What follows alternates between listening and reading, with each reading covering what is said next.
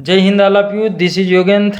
आप सबके बीच कक्षा 8 की भाषा भारती यानी कि हिंदी विषय की एट ग्रेड अभ्यास पुस्तिका के साथ पार्ट 1 पार्ट 2 को हम देख चुके हैं।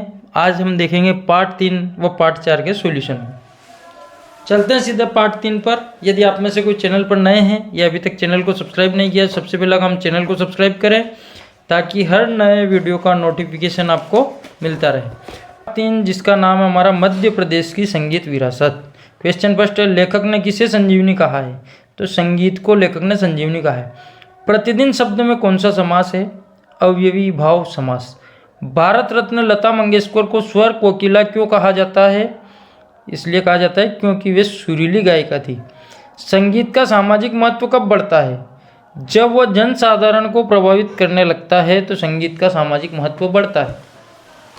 नेक्स्ट क्वेश्चन है, मेहर को संगीत का तीर्थ क्यों कहते हैं? प्रख्यात सरोद वादक उस्ताद अलाउद्दीन खां के जन्म स्थान के कारण संगीत का तीर्थ कहा जाता है। लता जी की सफलता का मूल मंत्र क्या था? लता जी की सफलता का मंत्र उनकी संगीत की साधना, बहुत अधिक डेडिकेटेड होकर के वो संगीत की साधना करती है। वह निरंतर तपस्या का फल है। जिस समाज में कला का स्थान नहीं वह कैसा हो जाता है? जिस समाज में कला का स्थान नहीं होता वह समाज प्राणहीन हो जाता है। मध्य प्रदेश की संगीत अकादमी उस्ताद अलाउद्दीन खां के नाम से क्यों है? मध्य प्रदेश अलाउद्दीन खां की जन्मस्थली है। उनकी स्मृति के कारण ही मध्य प्रदेश की संगीत अकादमी उस्ताद अलाउद्दीन खां के नाम से है। संगीत संजीवनी कैसे बनता है? आराधना, साधना व प्रार्थना से मिलकर संगीत संजीवनी बनता है। लता जी को समूचे राष्ट्र की गायिका क्यों कहा जाता है? लता जी ने हर भाव, धर्म और भाषा के गीतों में अपने स्वरों को संजोया, इसलिए इन्हें समूचे राष्ट्र की गायिका कहा जाता है।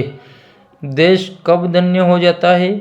जिस समाज में कुमार गंधर्व जैसे संगीत प्रेमी पैदा हो जाते हैं, अर्थात संगीत प्रेमी जब समाज में रहते हैं, वह देश स्वतः ही धन्य हो जाता है। समाज प्राणहीन कब हो जाता है? जिस समाज में कला को स्थान नहीं दिया जाता वह समाज प्राणहीन हो जाता है। संगीत की महिमा को अपने शब्दों में लिखिए। जीवन में सुख हो या दुख, संगीत हमेशा मन को शांति व आनंद देता है। संगीत को सतत साधना के द्वारा सीखा जा सकता है। संगीत को जीवन का आनंद कहें तो इसमें कोई अतिशयोक्ति नहीं होगी। इस प्रकार से संगीत की महिमा अनंत है। मध्य प्रदेश से जुड़े किसी एक संगीतकार के बारे में कम से कम 10 पंक्तियाँ लिखिए। तानसेन मध्य प्रदेश के एक महान संगीतकार हुए हैं। इनका जन्म बेहट ग्वालियर में सन 1506 ईस्वी में हुआ था। इनके पिता का नाम मरकंद पांडे व माता का नाम राम तनु था। आपके संगीत गुरु स्वामी हरिदास थे। ध्रुपद गायन, दीप राग, मेघ मल्लार, राग मल्लार में आपको विशिष्ट निपुणता थी। 1980 से हिंदुस्तानी संगीत के लिए तानसेन सम्मान दिया जाता है। 1585 ईस्वी में संगीत का यह कोहिनूर दिल्ली में सदा के लिए ई-लोक में चले गए। अगला पार्ट है हमारा पार्ट 4 अपराजिता। इस पार्ट में अपराजिता किसे कहा गया है? डॉक्टर चंद्रा को। अपराजिता पाठ किस विधा में? संस्मरण। डॉक्टर चंद्रा की सफलता में सबसे बड़ा सहयोग किसका था? श्रीमती टी सुब्रमण्यम का, जो कि उनकी माता थी। डॉक्टर चंद्रा की इच्छा क्या बनने की थी? उनकी इच्छा चिकित्सक बनने की थी। डॉक्टर चंद्रा के व्यक्तित्व को एक शब्द या एक वाक्य में व्यक्त कीजिए। डॉक्टर चंद्रा विकलांग होते हुए भी उनके अंदर अद्भुत धैर्य, दृढ़ इच्छा शक्ति व अदम्य साहस था। इन्हीं गुणों से वह अपने जीवन में सफल होकर अपराजित बनी रही। रचना के आधार पर वाक्य के प्रकार लिखिए। रचना के आधार पर वाक्य 3 प्रकार के होते हैं: सरल या साधारण वाक्य, संयुक्त वाक्य और मिश्र वाक्य। डॉक्टर चंद्रा की माँ श्रीमती सुब्रमण्यम के किस गुण से आप प्रभावित हैं? डॉक्टर चंद्रा की माँ श्रीमती सुब्रमण्यम के साहस के गुण से हम प्रभावित हैं। अपराजिता पाठ की लेखिका ने लड़की को देवांगना क्यों कहा है? लड़की ने अपने जीवन में आई प्रत्येक कठिनाई का सामना धैर्य व साहस से किया। अल्पायु में ही इतने कष्टों को सहने के कारण लेखिका ने लड़की को देवांगना कहा है। साहसी जननी किसे कहा गया है और क्यों? साहसी जननी टी सुब्रमण्यम को कहा गया है क्योंकि 25 वर्षों तक सहिष्णुता के साथ अपनी पुत्री के साथ साथ कठिन साधना की। चिकित्सा ने जो खोया वो विज्ञान ने पाया। इस पंक्ति का आशय स्पष्ट कीजिए। चंद्रा एक डॉक्टर बनना चाहती थी, परंतु शारीरिक अपंगता के कारण परीक्षा में सर्वोच्च स्थान पाने पर भी उसे मेडिकल में प्रवेश नहीं मिला। तब उन्होंने माइक्रोबायोलॉजी में डॉक्टरेट किया। इस प्रकार उन्होंने अपनी सेवाएं जो चिकित्सा जगत को नहीं दे पाई वो विज्ञान जगत को दी।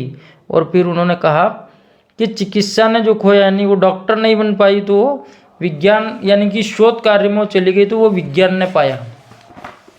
नेक्स्ट क्वेश्चन है, डॉक्टर चंद्रा की क्या क्या उपलब्धियां थी। डॉक्टर चंद्रा ने बीएससी जीव विज्ञान में, एमएससी माइक्रोबायोलॉजी में, पीएचडी तथा जर्मन भाषा में उपाधियां प्राप्त की।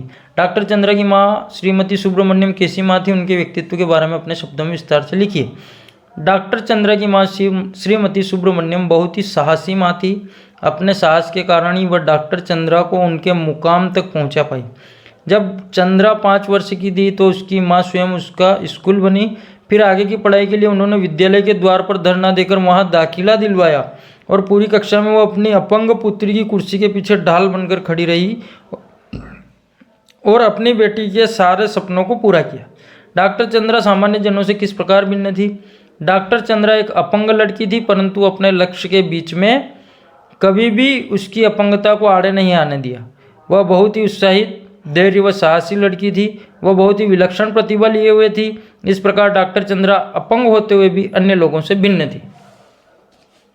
इसके बाद पाठ 4 के बाद एक कविता आई है जिसको अपठित गद्यांश कहा है, माँ एक सुखद अनुभूति के रूप में।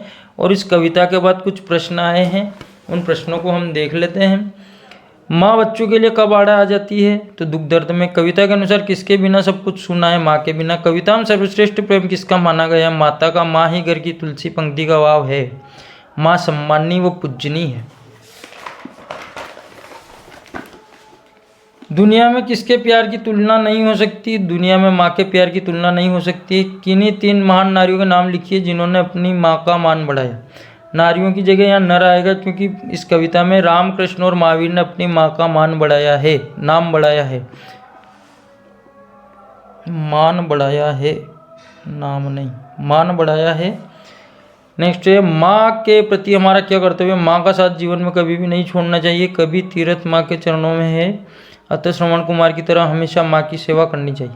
चंदा सूरज अश्रु बहाते पाने माँ का प्यार पंक्ति का आशय लिखिए। इस पंक्ति का आशय ये है कि जिन लोगों को माँ का प्यार नहीं मिलता है उनके जीवन में एक सूनापन होता है, वह हमेशा माँ के प्यार के लिए तरसते रहते हैं। आशा करता हूँ आज का वीडियो आपको पसंद आया होगा। वीडियो पसंद आया तो लाइक व शेयर जरूर करें। धन्यवाद। जय हिंद। फिर मिलते हैं एक नए वीडियो के साथ।